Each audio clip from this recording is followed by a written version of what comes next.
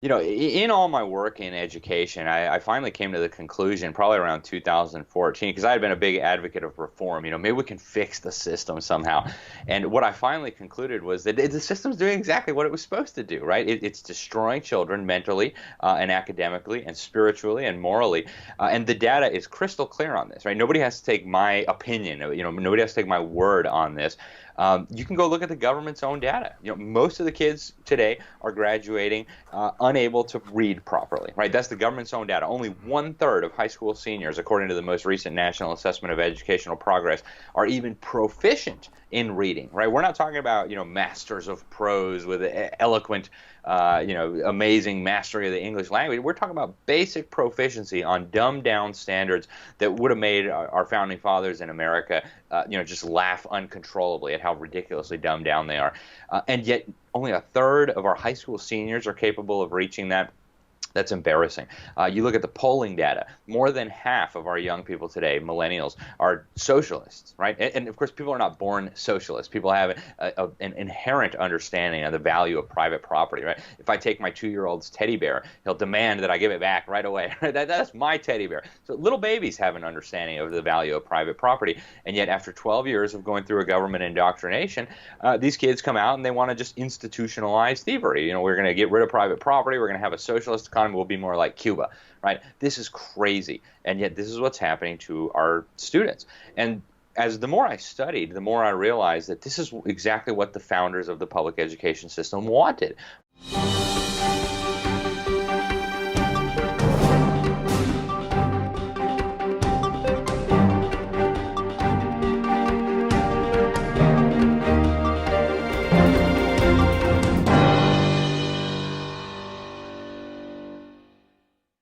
Hey everyone, welcome back to Finance and Liberty and Reluctant Preppers. We have a new guest today who's never been here before. Alex Newman is the foreign correspondent for the New American Magazine. He's also a homeschool father and a teacher. He's the author of the book Crimes of the Educators. Alex, thank you for joining us this first time. Thank you so much for having me. It's a pleasure to be with you. We were delighted to get to hear your presentation in person at the Red Pill Expo hosted by G. Edward Griffin in Hartford, Connecticut a couple months ago.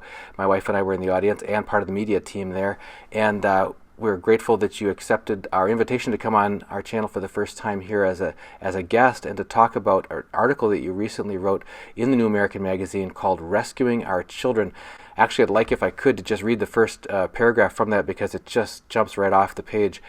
The education fight between those who want to provide solid schooling on the 3 R's and other subjects and those who want to change kids' core beliefs is culminating.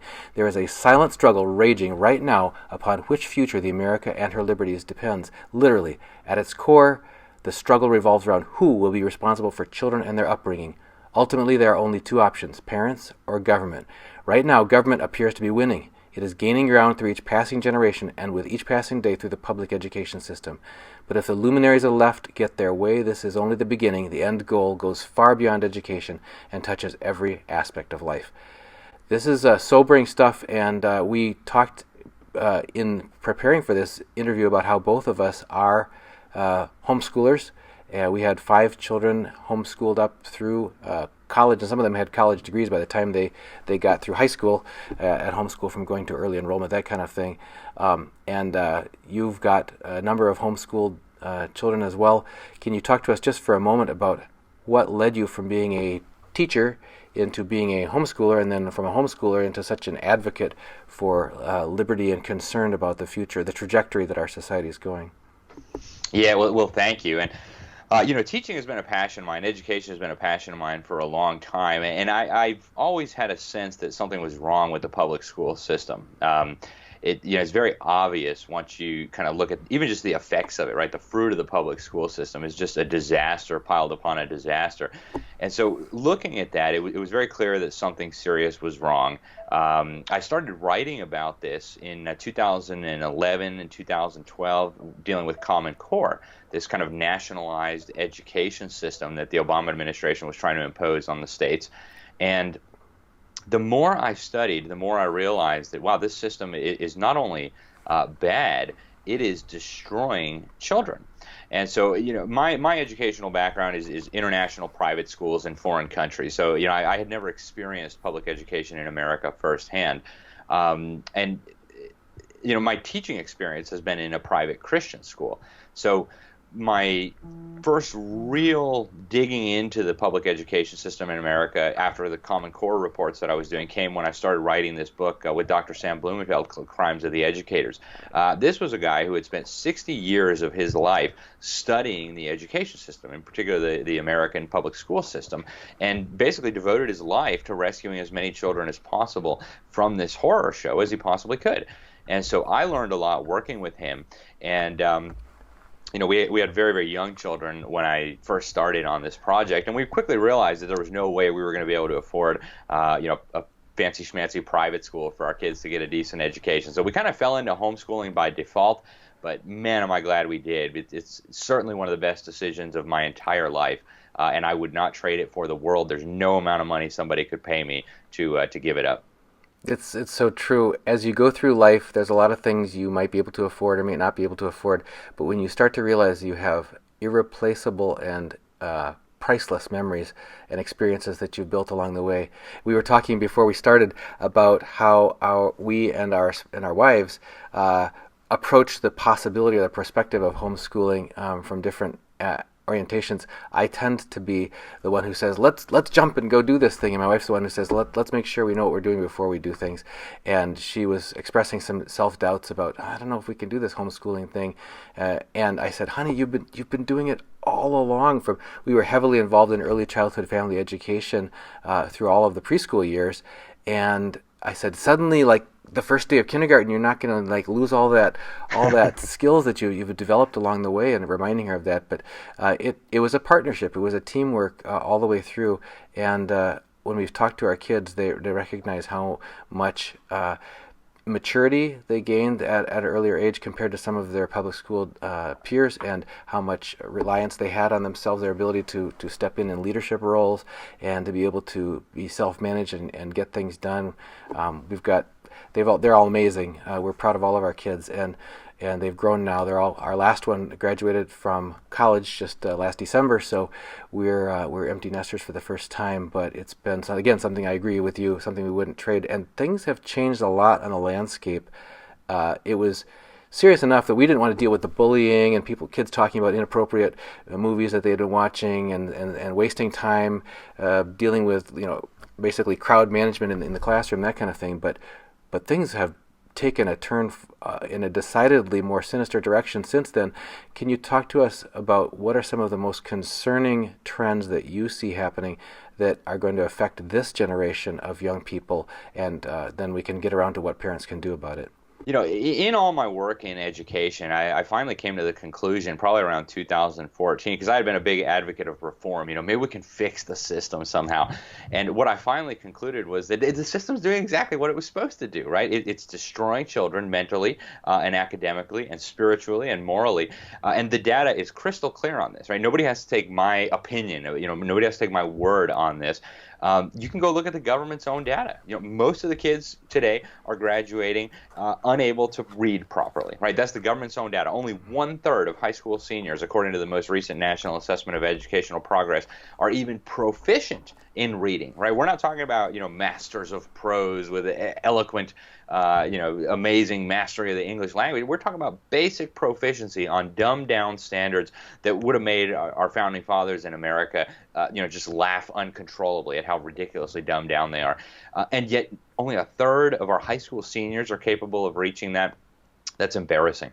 You look at the polling data, more than half of our young people today, millennials, are socialists, right? And of course, people are not born socialists. People have an inherent understanding of the value of private property, right? If I take my 2-year-old's teddy bear, he'll demand that I give it back right away. That's my teddy bear. So little babies have an understanding of the value of private property. And yet after 12 years of going through a government indoctrination, these kids come out and they want to just institutionalize thievery. We're going to get rid of private property. We're going to have a socialist economy. Will be more like Cuba, right? This is crazy, and yet this is what's happening to our students. And as the more I studied, the more I realized that this is exactly what the founders of the public education system wanted, right? If you go back to the very beginning, Robert Owen, the first real advocate, I guess you could go all the way back to Plato, and we all know Plato was quite the totalitarian, right? But in terms of practical implementation, You have Robert Owen, who wrote these crazy essays on the need for government to educate children that were implemented in Prussia so that Horace Mann, by the 1840s, could start implementing this Prussian system in the state of Massachusetts. And then from there, it spread out. Then you had, Horace Mann, of course, was a socialist. John Dewey, who took over this architecture that Horace Mann had kind of put into place and weaponized it even further. The guy was a communist. The guy went to the Soviet Union for his ideas on education. That's a true story. He wrote these glowing reports about how great it was. So the system was designed to do what it's doing, to produce dumbed down, illiterate or barely literate socialists, communists, secularists who want to tear down individual freedom, who want to tear down our constitutional system of government and replace it with collectivism, replace it with totalitarianism. And so what we're arguing now in this special report that we did in the New American and outside of that too is that if we don't deal with this situation, we can kiss our families, our churches, our liberties, and our country goodbye because they're not going to survive another generation of this indoctrination and dumbing down. This is, for people who haven't heard this before or have only heard other people talk about it, it can be quite shocking. It's like, wait a minute, the bright yellow school bus shows up and takes the children in where the well-intended teachers are teaching them what they need to learn and brings them home in the end of the day, and we're all doing this to become good citizens. But there's so much more to it than what you're saying, and I mean, than what people have been told, and that is what you're saying. So if people want to find out some more of these roots, you mentioned Horace Mann and a couple others, who are some other basically thought leaders, if you could call them that, who were sort of in the inception of the U.S. education, public or government education system that people should be aware of that shaped the direction here that's playing out exactly as it was designed to? Yeah, so in this special report, we actually did a whole article on the history of where this came from. And, if we leave Plato aside right now, because, those ideas, while relevant, weren't directly influential in the founding of the public school system in the United States or in the Western world. But the genesis of public schools, in the modern era, if you will, begins with a guy called Robert Owens. So this was a guy who was a communist before Karl Marx even came along.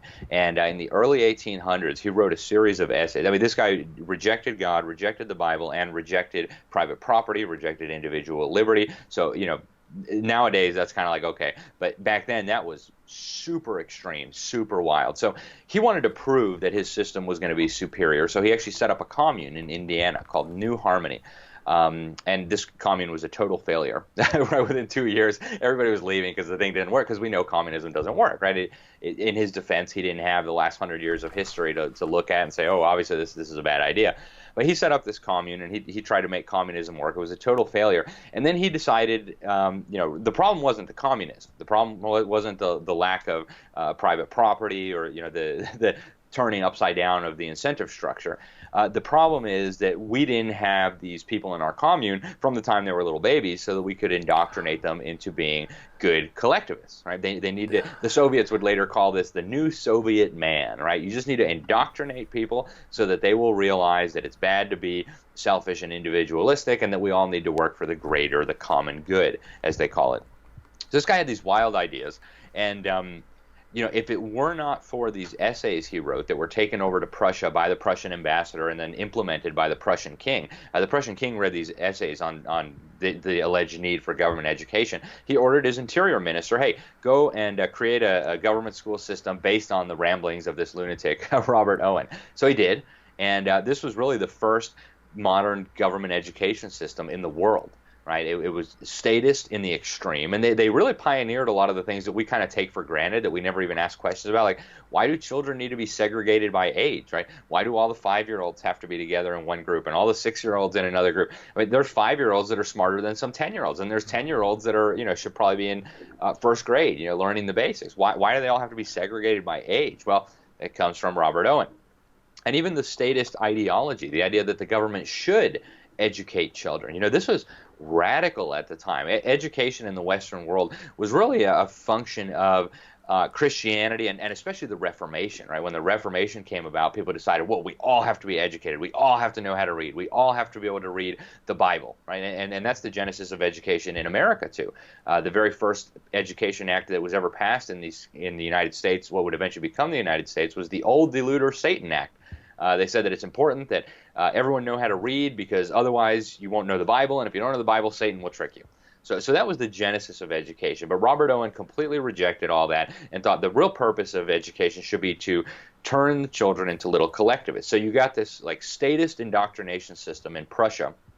And a lot of the utopians in the United States, even some of Robert Owen's disciples looked at Prussia and they said, wow, look at that. The government's going to educate all the children. They had these kind of messianic delusions that they were going to save humanity. And if you read their writings, like Horace Mann, for example, he looked at the Prussian system. He wanted to bring that over to the United States. So he got himself selected as the first Secretary of Education ever in the United States, back in the Commonwealth of Massachusetts.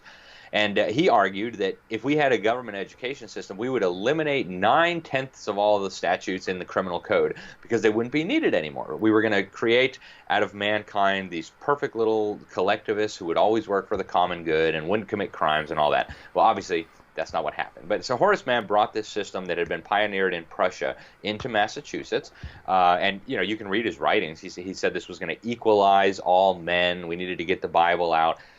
And I guess I should pause here for a minute, too, and bring in a little bit of the background. America was founded essentially by Calvinist Christians, right?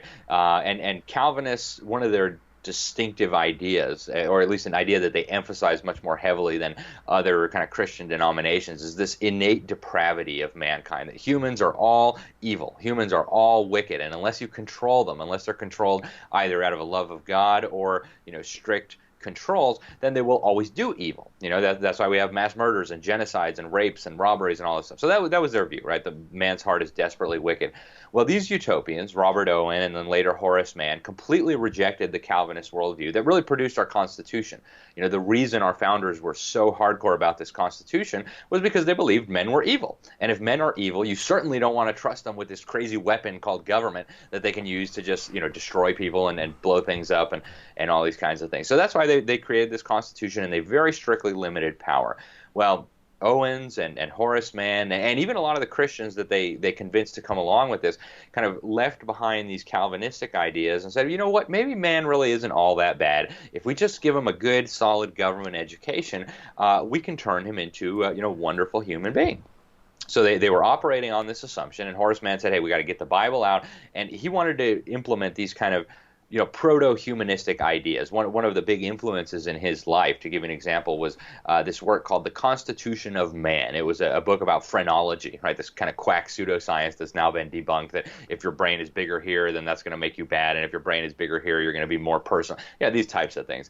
So Horace Mann brought this system over with these ideas in the back of his mind, and one of the centerpieces of it was a government system to train teachers, because they figured, well, as long as teachers are all getting different types of training, we're never going to have a coherent system that is normalized, that is homogenized throughout this entire colony. So they said the government needs to educate all the teachers, the government needs to educate all the children. They started demonizing private schools, they started demonizing parents who sent their children to private schools. And they were very successful in getting these ideas implemented in Massachusetts. And after Horace Mann left his job as Secretary of Education in Massachusetts, he traveled the country, going to state legislatures, trying to convince them to implement these ideas in their own states. Well, by the turn of the century, by the early 1900s, these kinds of systems were now popping up in all different states, all across the Union. And then John Dewey comes along. We talked about John Dewey briefly, another collectivist, another guy who rejected Christianity and who fell into these ideas of socialism and communism, that was the best way to go. And so he looked at this architecture that Horace Mann had left and had helped build and said, hey, I can improve on that. We can do it even better. So he went to the Rockefeller family. Interestingly enough, as a socialist going to the mega capitalists of the age, right, the Rockefellers, and asking them for money. And the Rockefeller, they one of their many philanthropic organizations was the General Education Board. They said, here, have millions of dollars, go set up an experimental school and let's see what happens. So he did, at the University of Chicago, set up an experimental school, and basically they just churned out little graduates who couldn't read, right, true story, didn't know right from wrong, and the Rockefellers said, hey, that'll be perfect, right, let's do that. They gave him more money, they gave him a nice position at Columbia University, at the Teachers College, one of the most prestigious educational institutions in the United States at that time, where he trained up just legions of little disciples. He teamed up with the cognitive psychologists and behavioral psychologists that were coming out of the University of Leipzig. And they fused all this together into this totally new vision of education. Today we call it progressive education. And anybody who's ever gone through, say, a college of education at any state university in America will know all about this, right? They present it like this wonderful, amazing innovation. How did mankind ever get along before we had progressive education and John Dewey? And this really laid the foundation for what exists today. What we have today is just kind of like a further weaponized version of the progressive education system that John Dewey implemented. And we don't have to speculate about John Dewey's ideas and his beliefs and his objectives, because he told us all about them. And that's the remarkable thing about Dewey. There's so much evidence telling us exactly what he believed, exactly what his goals were. He wanted to fundamentally transform America. He wanted to get rid of private property. He actually was one of the signers of the first Humanist Manifesto, which is a very interesting and very religious document. If you look at the first tenet, for example, it's just a flat-out rejection of the Bible, flat-out rejection even of the existence of God. They say religious humanists, is their term, believe that the universe is self-existing and not created. You go down a little bit further, and it says we have to get rid of the profit motive in the economy. We have to realize that this model of economics doesn't work, and we need to have collective ownership of the means of life. Karl Marx would call it the means of production. Same difference, right? We just need to have collective ownership of the means of production. And so this was his religion, right? And, America was very Christian at that time. To go around and try to preach the gospel of humanism would not have been very popular, right? People would have said, okay, yeah, that's kooky, that's silly. So he said, you know what, we'll get this in through the schools. And so today, the national religion of the United States is humanism, and it's taught to all of our children in government schools all across this country by order of the Supreme Court. And that, fast forward, and that's where we are today. We have a government school system that's cranking out humanists and collectivists on an industrial scale, doing exactly what the founders of this system, as I mentioned earlier, wanted it to do. In addition to severing the connection to God the Creator and to the Bible and to religion in general, there was also the severing of the relationship between of the natural family. Can you talk to us about that? Because we really haven't focused on that. Why is the natural family also a threat to utopians? You're exactly right. And, they recognized that early on, that the nuclear family, they viewed that as the source of so many of these problems, because mom and dad, were educated in the wrong way. And so they're going to train their children the wrong way. They're going to train their children to be little individualists and little Christians who, think that their hope is in eternity rather than trying to create utopia here on earth. So they viewed the nuclear family as a major problem. And I mentioned Robert Owen and his failed commune, right? This New Harmony in Indiana. Well, one of the things he did after his commune fell apart, because obviously these ideas didn't work, was he established what was described as a secret society. And we know something about this secret society because some of the members actually defected later on. One of the guys who defected was called Orestes Brownson, and he wrote a book about this. I forget the name off the top of my head, but I have it downloaded on my computer. So he revealed what they were doing. He said their primary objective was to promote government education, and they really viewed the nuclear family and the nuclear family's influence on children as the source of all these problems, because these children were being raised by greedy, selfish parents who were going to raise greedy, selfish children, and the cycle would just perpetuate itself. So they thought if the government could step in and take over child rearing, starting, basically just like Karl Marx, as soon as the child was old enough to be able to just survive without, the mother's milk and the mother's care, that they should be in state institutions. And that was the objective. And a lot of the people that were around this operation, I mentioned Orestes Brownson, who actually became a Christian, and he blew the whistle. He said their goal was to get rid of religion, get rid of the family, but we couldn't say that openly, and our primary means to do that was a national system of education. But a lot of these people in their orbit recognized that the nuclear family had to be obliterated if they were going to succeed. And so these kind of Brave New World ideas, right, where the collective would raise the children and would prepare them for their future duty station in society. I mean, these are the ideas that these people had. And today it doesn't sound quite as radical as it did back then, but that is the genesis of this system. And people have to realize that back then this stuff would have sounded absolutely bat poop crazy to your man on the street, and yet today that's the paradigm that we live in. Couple things occurred to me as you were describing government schooling and the way that it needed to be uniform, and they needed to crank out teachers to teach the children and everything. And that is the world that I'm familiar with from professionally is high volume manufacturing. And it certainly has been made, the analogy has been made to me in the past that really what we have is factory schools, and they're cranking out a product, and that's why the whistle blows and you move to the next station, and you have to keep things segregated by grades and all that, because it has nothing to do with developing the individual as a person and developing their ability to think rationally and critically and to understand. Can you talk to us about the importance of severing children from for example, the great books of a classical education and the greatest thinking of human minds? Why is it important to start with this tabula rasa, blank slate, and teach them, the new dogma? Yeah, I mean, it's such an important point that you just hit on, and I love the analogy because that's actually what's happening here. I mean, they're like factory schools, and you have to understand the worldview of the people who created this system, with a complete rejection of the transcendent, of the eternal, holds that basically mankind is just, a complex group of atoms and molecules and chemicals, basically just a fancy robot, biological stimulus response mechanism that, when exposed to a certain, stimuli, will exhibit the response, right? And so they came with these ideas, and they viewed humans as kind of these animals that needed to be trained. And I mean, these are the ideas that created the modern education system. If you look today in any college of education, you learn about Lev Vygotsky.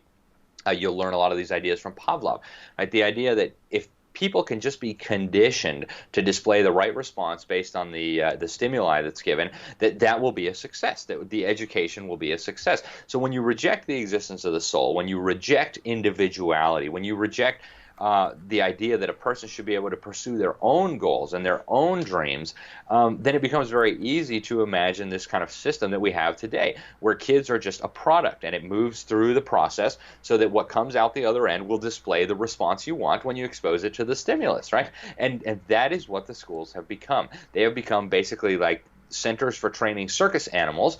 Just instead of circus animals, we're dealing with human beings, and it's atrocious, And if it worked really well, it might be something we could have a discussion about. Like, hey, these kids that are coming out are really smart, they're really happy, they're doing great things. But look what's coming out the other end, right? These kids are killing themselves. They're taking drugs. They're committing abortions. Their families are falling apart. They can't even hold a job. It's so obvious that the system is a failure, and yet we just say, oh, well, just give us more money, and then we'll do it better. Wait a minute. What are you going to do better? You're going to crank out children who display the response that you want them to display better? Is that really the objective? But that is the entire mindset that dominates the education system. So now tie that back to us if you could, and why you said it's achieving the goals it was designed and intended to do. And why would, John Rockefeller have spent millions and millions of dollars, which back then was real money, That's right. to accomplish this? What is this? And you said we don't have to guess at their motives. What is the driving motivation to generate an entire generations of people who basically are compliant and willing to do, basically to function in an industrial society? Or what is the notion there? That's an incredible question, and there's actually no simple answer, because the motivations, I think, for the different parties involved here were different. John Dewey's motivations, I think, are very clear. He wanted to turn America into a socialist country. He believed that private property and individualism were at the root of all these different evils. And so, in his own mind, he may have been very well-intentioned. He wanted to reshape society in a way that he thought might produce more happiness. And so, part of the model that he wanted to move us toward, he actually had a book that he just loved. It was called Looking Backward by Edward Bellamy. It was published in 1888. And it was a fiction novel about a communist America in the year 2000. Basically, the government would nationalize all private property and take over education, and basically the government would be our parent and our God and our supplier, our provider, and everything else. And John Dewey loved that, and he said that's the model he wanted to move America toward. And he knew that as long as education continued as it was, thoroughly saturated in Christian doctrine, in Bible, in individualism, right? The moral framework that underpins Western civilization really has its genesis in these biblical ideas, right? God said, "Thou shalt not steal," and so we have, in Western civilization, a tremendous respect for private property. God said, "Thou shalt not kill," and so every individual life has this kind of transcendent value because the human is made in God's image. The human is not just a thing to be shaped by utopians. The human is a vessel made in the image of God for eternal purposes. And so John Dewey knew he had to get rid of this if we were ever going to successfully move in the direction that he wanted. And again, the Humanist Manifesto, I think, outlines his worldview and his objectives very clearly. Now, when you get to the Rockefellers, I think it's slightly different. The Bible tells us the root of the love of money is the root of all kinds of evil, and I think whether you're a Christian or not, I think there's a lot of truth to that statement, and I think it really applies a lot to the Rockefellers. If you look at the older generations of Rockefeller patriarchs, the modern even David Rockefeller, they like to pretend to be much more philanthropic than say their ancestors were.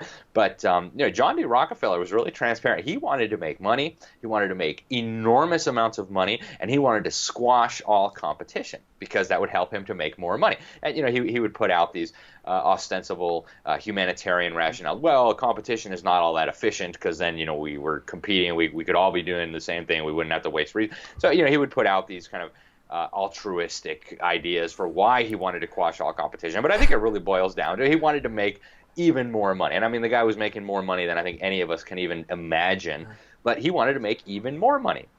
And so Rockefeller and some of these other industrialists that were involved, Rockefeller certainly wasn't the only one. The Carnegies, for example, put in huge amounts of money into this transformation. Even the Ford Foundation later, after it was kind of hijacked from the original intention that the founder had, all these big money sources, I think a big part of the explanation is they just wanted to make more money. And after you have more money than you can possibly ever use, what comes next? Well, you just want power. And, money will buy you a lot of power, but it doesn't buy you this kind of ultimate power where you can lord it over people and they will voluntarily submit and bow down to you.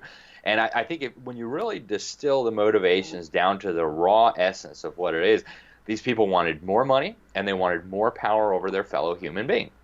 And that's hard for normal people to comprehend because normal people don't have these, visions and dreams of lording it over people. Normal people just want to feed their family and, go to the ball game on the weekend and maybe have a beer with the friends afterwards. They don't dream of how can I enslave people? How can I make all these people bow down to me? But there are people like that in every society. And if you don't believe me, just look back at history, right? Where do you think Adolf Hitler came from? Where do you think Chairman Mao came from? Where do you think Joseph Stalin came from? I could go on. I could list names for a week. But you get the point. There are in every society these people who have this unhinged, bloodthirsty desire to control their fellow human beings. And I think a lot of the people that were involved in this transformation, that really was what motivated them, was power over other people and lots of money. And you can see how this educational system would facilitate that. It really prepares people well to go slave away in a factory for 18 hours a day without asking too many questions. They'll have the skills needed to turn the crank when it needs to be turned, but they're not going to say, is this really the best use of my time? What could I also be doing? Maybe I could start my own. You don't want the people thinking about that because that might be future competition. They might not be good workers on the plantation, and so I think really that kind of sums up the motivations of a lot of the figures involved in this. And, the Utopians, of course, like John Dewey and Horace Mann, I think they may have seen themselves as well-meaning, altruistic people who wanted to make a better life for people. I think they were very wrong, but I think that's probably how they saw themselves. Our viewers are keenly interested in personal liberty and the rights of the natural family and that sort of thing. One of the things you mentioned a couple of times in passing was the Utopians saying, well, the reason we didn't get the results that looked any good was because we didn't do it to its fullest extent, or we didn't do it right. I mean, people have even said that about, communism in Russia. Well, it didn't really work because Russians didn't really do it right. They didn't do pure communism or whatever. So there's this, and we've heard that about sex education. When it starts, they try something and then it gets the opposite effect of what we were sold. We were told, if this happens, you'll get fewer unplanned pregnancies or whatever, and then you get more. And then they go, well, we got to do it more of it. Obviously, we did, and pretty soon Planned Parenthood's in there, and now you've got to do more of it. You got to do it at the younger age. We got to start everything at a much younger age. When do people wake up to seeing that? Wait a minute. The more of this, there just National Geographic on last night talking about the emperor of China, ancient China, who had the terracotta armies built of thousands and thousands of soldiers, and his doctors were giving him mercury to breathe in, vapor to heal him up, and it drove him crazy or whatever. But the more we just keep taking the same medicine that's made us sick and take it in greater and greater strength. So could you bring us up to today and now, when we're seeing whether it's politically, financially, having to do with collectivism, having to do with individual rights, having to do with actual personal thinking, you could go on, because one of the things you haven't really talked about is sort of the constrained vision. Thomas Sowell from the Hoover Institution talks about the constrained vision that says there are natural laws that we are all subject to, and it's related to your talking about, if we are creatures of a creator, then that's just the way things are, and I don't just get to be my one who makes up reality. But can you bring us to the present moment, the students we currently have that are entering the classroom, or parents who maybe have preschool age children and are considering sending their kids to school? What must they be aware of that they're getting into? What are their kids going to be receiving, and what are they not going to be receiving? That's going to really affect their worldview going forward. Yeah, brilliant question and brilliant setup too. That is where we are today. What a brilliant description of the problem, right? They tell us that this is going to do X, and then it does the opposite of X. So then they say we need to do more of it to get the intended results. And in sex education, you see it very clearly, and public schools, you see it very clearly as well. In fact, Sam Blumenfeld and I, in our book Crimes of the Educators, we argued that this was actually criminal, right? If a businessman said, hey, give me money and I'm going to give you a product that does X, and you bought the product and it did the opposite of X, you would probably take the guy to court and say, wait a minute, this guy deceived me. He defrauded me. Mm-hmm. That's right. And yet that's exactly what the public schools are doing. They're saying, give us lots of your tax money, right? Maybe $3,000, $4,000, $5,000, $6,000, $7,000 a year, depending on the value of your house. Give us lots of your tax money and give us your children, and we are going to create an educated, informed electorate of good citizens. Well, what has happened? Quite the opposite. We've gotten dumber and dumber and dumber. In fact, we're getting dumber every year. The government's own data shows this. You can look at the standardized testing. What you find is that the smart kids of today are dumber than the dumb kids of the 1960s. How did that happen? We've thrown more and more money at it. We've done all the things they said we needed to do, and we're getting the opposite results of what they told us we were going to get. And I think that's because there's deliberate fraud involved here. And as far as what are children not getting that they're going to need, at a most basic level, they're not being taught how to think. Any people who was capable of critical thinking would look at this situation and say, wait a minute, this whole thing is insane, right? We're doing the same thing over and over again, and we're expecting better results, and yet we keep getting worse and worse results, so we do more. It's just like running on a hamster wheel, right? It just have to get worse and worse and worse. So anybody who could look at this from the outside and look in and say, wow, that's absurd, but you'd have to have some critical thinking skills for that. And unfortunately, our children are not being provided with even the most rudimentary tools. I mean, there is no training anymore today in logic, for example. Try to talk to a millennial using logic. Try to make a logical argument. And, with a few exceptions, generally people who are homeschooled or who went to good private schools, you're going to get this emotional reaction that makes absolutely no sense. You're like, well, I've just presented you with a logical argument based upon facts and documented evidence, and you just responded by saying it makes you feel bad. Like, that's not an argument, right? And see, people who received even a rudimentary education would recognize that right away. But if you get that far, you probably get name called. That's right. You're a homophobe. You're a racist. You're an Islamophobe. You hate poor people. All these just absurd emotional responses that an educated person, it wouldn't even occur to them to respond in that way, because a rational person knows that's not an argument. It's just kind of like an emotional breakdown. But that is what our children are being prepared for, right? They're incapable of thinking, and that's a big problem. And it stays, even at the most basic level, this is what's happening. So another one of the areas that I've focused on a lot in my work, we talk about it quite extensively in this special report here, we talked about it in the book, is the reading crisis.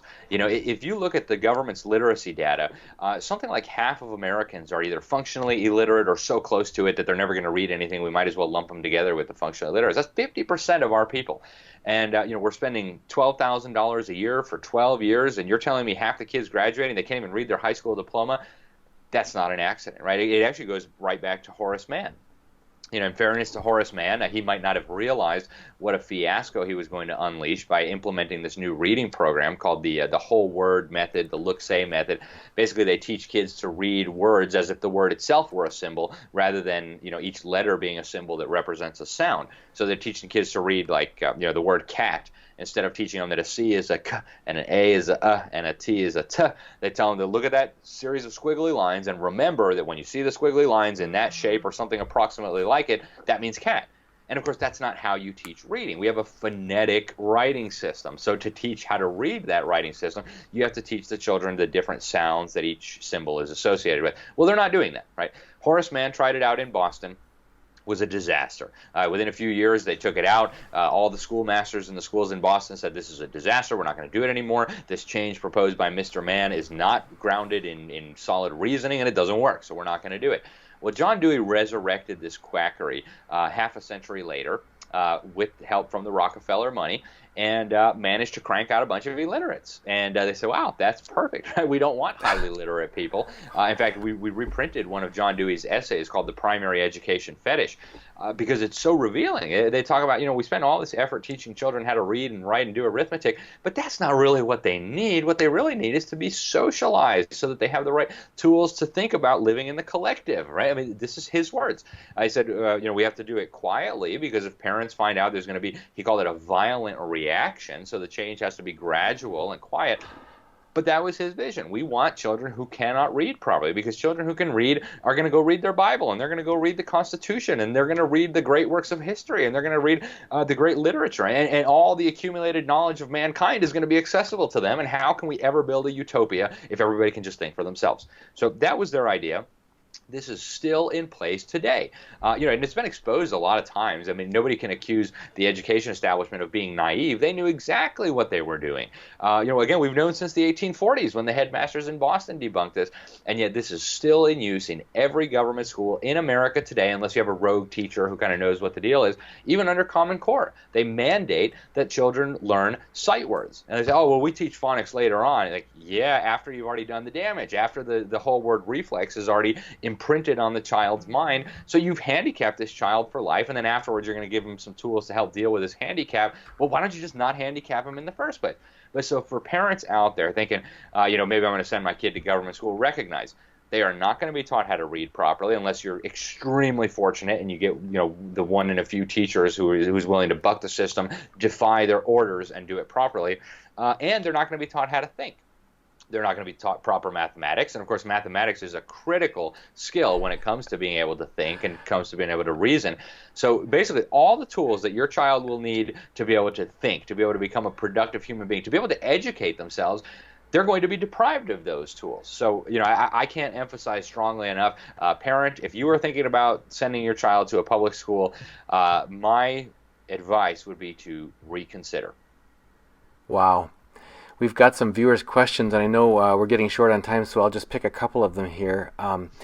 Adventure Capitalist asks, can we take back America by taking back a state and giving it to the people? As a governor of the state, can I do this by kicking out the feds, privatizing virtually everything public, eliminating all taxes but tax on business profits, making gold and silver the currency, and being an extreme example for other states to follow? I love that idea. In fact, when I first heard about the Free State Project, I was like, that's brilliant. That's really brilliant. And I don't think it worked out as well as the founders intended. I know there's also a similar effort in Wyoming, and I think that's a really good idea, generally speaking. The problem is, long-term speaking, what we're dealing with now, what we're discussing here is now a global phenomenon. The education system is now becoming global. It's not just American children who are being dumbed down and indoctrinated to accept collectivism and global government and tyranny.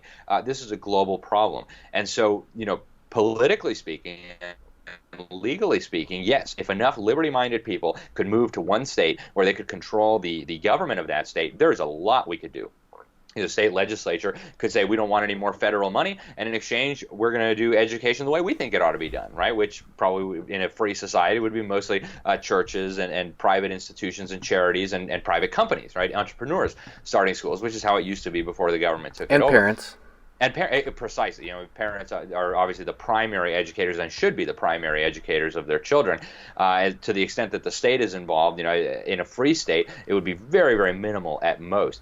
And this applies to a whole range of issues, right? To law enforcement, to all these different kinds of things where the federal government has come in and hijacked policy of the ostensibly sovereign states. So I love the idea, but I think over the long term, I think of Brave New World, the dissidents were allowed to live on savage reservations, the people who didn't want to participate in this kind of weirdo global system. Unfortunately, I think the would-be rulers of mankind are not going to be so generous as to allow us to have a savage reservation where we don't have to participate. I think their vision is 100% participation. In fact, they've told us this over and over again, right? If you go to Agenda 2030, they say nobody can be left behind. Not one single person on this entire planet can escape our clutches. And I think that's kind of what animates them. They want to make sure every last tribesman in the Amazon rainforest, every last pygmy in Central Africa, every last rural American homeschooled Christian kid in middle of nowhere Oklahoma, every single one of them needs to be brought into the Borg. So I love the idea. I encourage people to do that. Go to New Hampshire, go to Wyoming. Let's do this. Let's show other states how liberty works.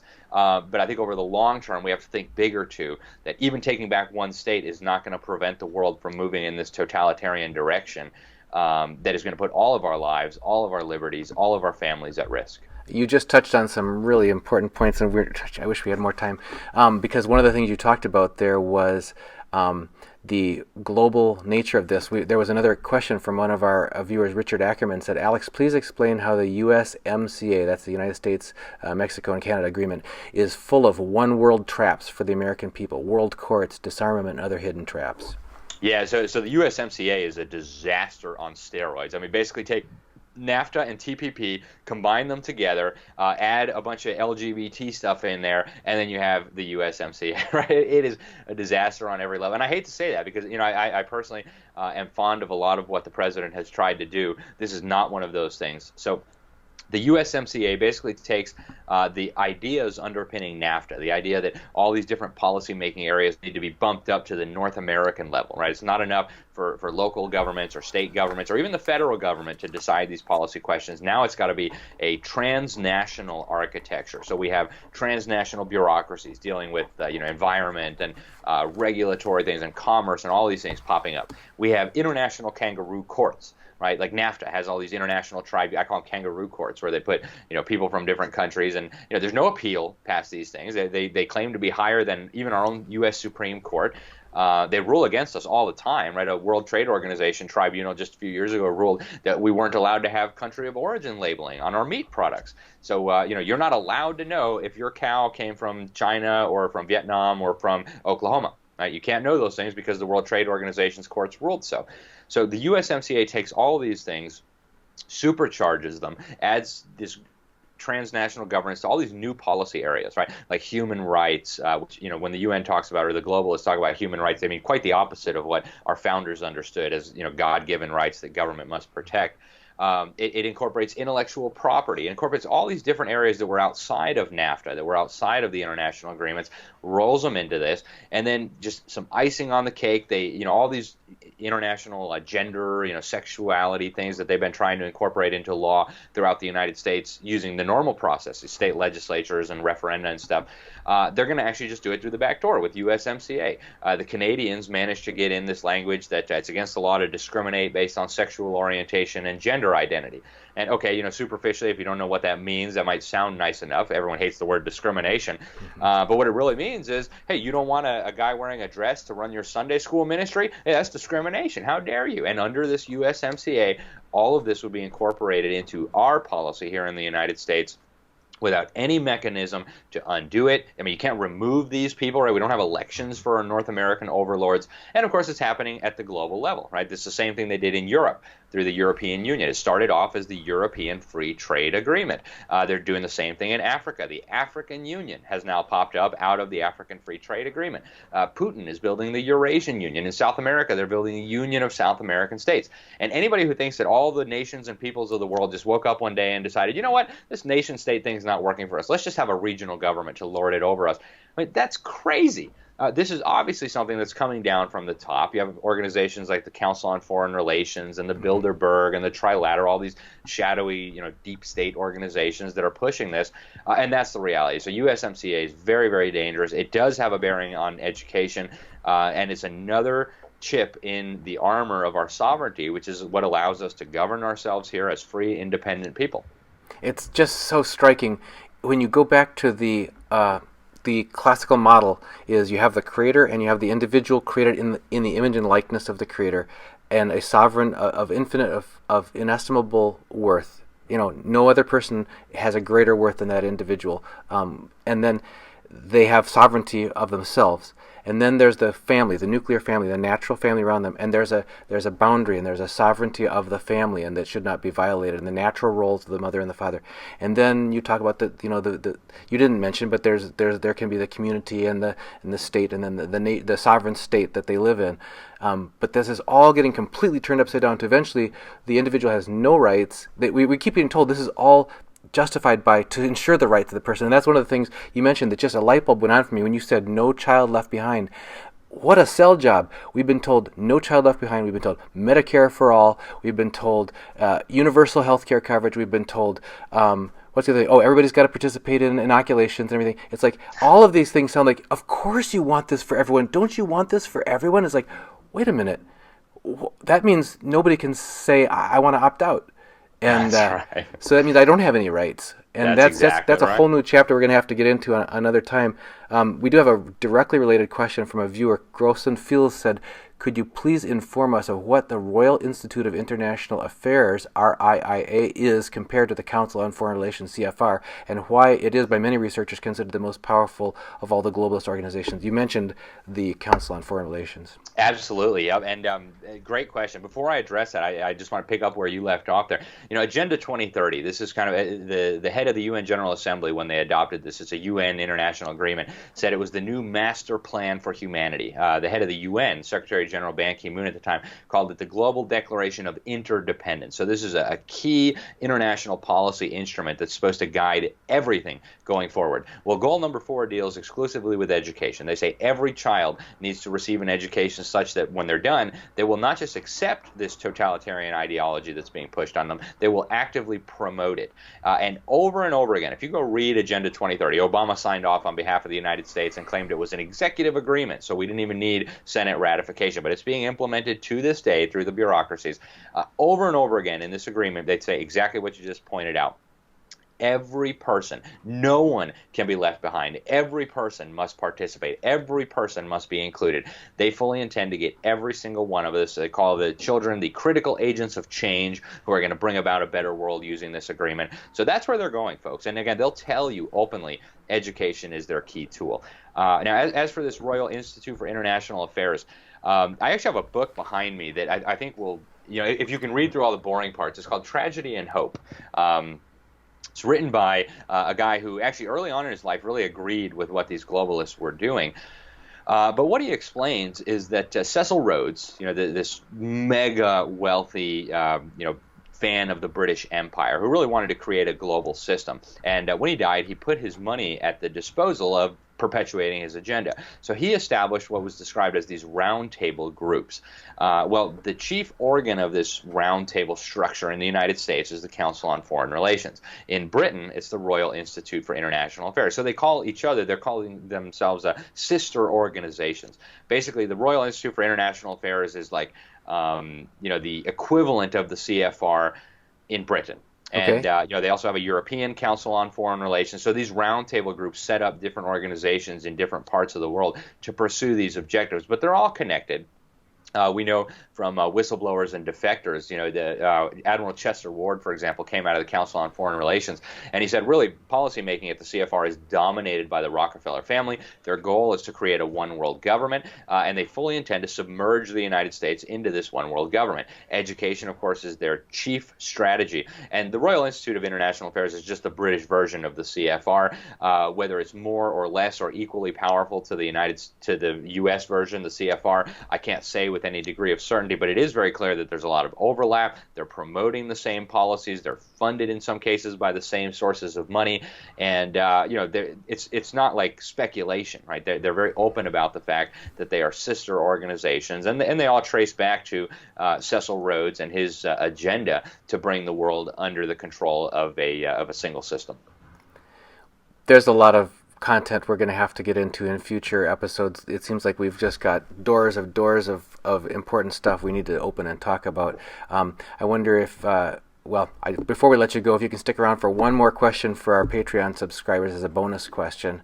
Absolutely. And we just thank you, Alex Newman, libertarian and author and teacher and now speaker up at the upcoming Red Pill Expo in November, for joining us this first time on Finance and Liberty. And on Reluctant Preppers, and just look to have you back again soon. Hey, thank you so much. It was a pleasure to be with you. I really appreciate it. If people want to get a copy of this report, they can go to thenewamerican.com/rescuing our children. Basically, this will give you everything you need to know about the educational system, and then you can share it with other people. I am firmly convinced that unless we deal with this on the education front, all the other battles we're fighting are going to be a lost cause. And so I appreciate you having me on to talk about this, and really appreciate you. Thank you so much.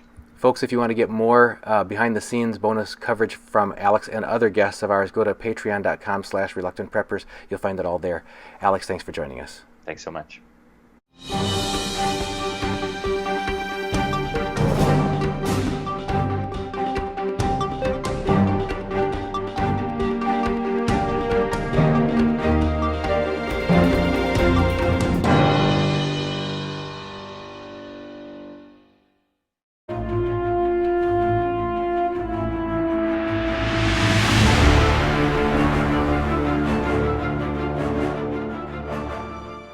It seems so hard to order. Who can I trust, and how do I even start?